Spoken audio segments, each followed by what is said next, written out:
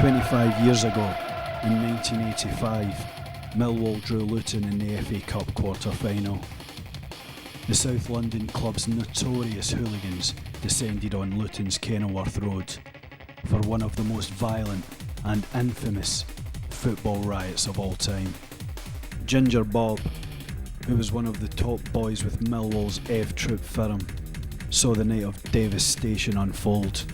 The memories of that was it was a total breakdown in law and order, but this was a bad planning by the Football Association with the ticket allocation and bad policing.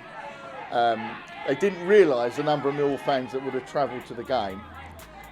They expected 5,000 and 12,000 turned up, and the away end at that time at Luton only held 9.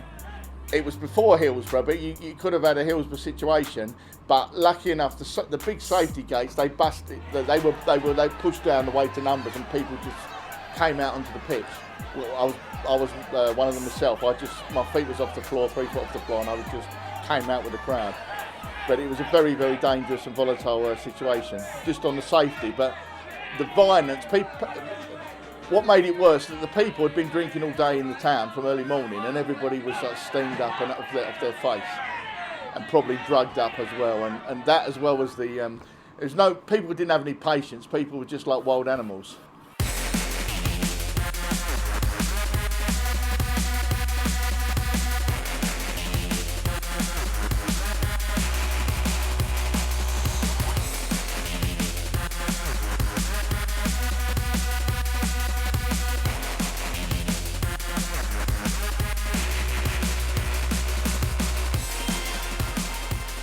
Having been with Millwall in their firm since I was an 11-year-old kid at 69, and I've been in many, many hair-raising situations over the years, even though it was, to a normal person, that it would be sort of an outrageous, terrible situation, a lot of the older Millwall guys who were battle-hardened, it was sort of like par for the course. It's not a normal event, the numbers-wise, but the amount of violence we've endured in our lives and near-death situations we've been in, you go into like a trance, you're just watching it.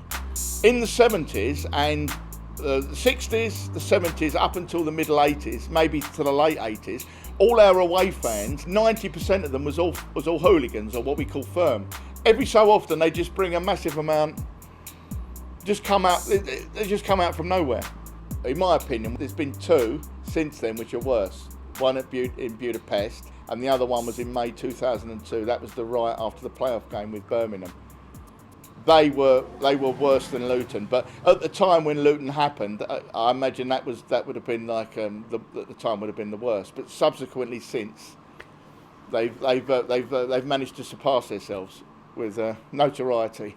In 2004, Millwall played away in Europe for the first time against Hungarian side Ferencváros, who also had a reputation for football violence.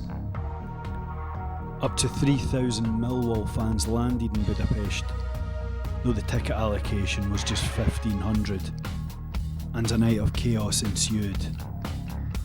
Ferocious running battles which left one British fan stabbed in the back, and 2 years earlier, Millwall lost a Division 1 playoff match against Birmingham at the Den, sparking a shocking riot in the streets outside.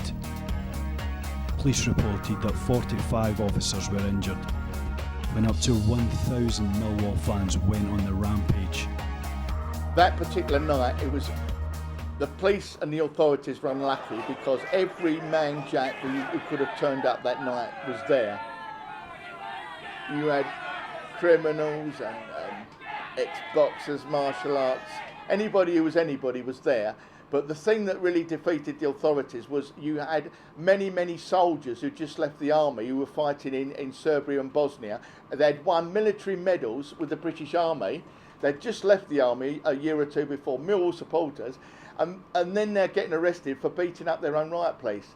But they used military tactics to defeat the police. They stood between 5 and 10 yards in front of the horses, so the police couldn't come out to break the crowd.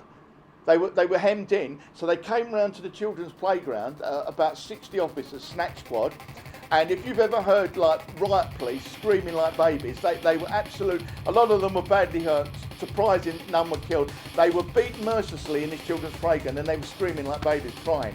Policemen getting knocked off of horses and horses just running around the streets with nobody on. But it was very, very heavy stuff.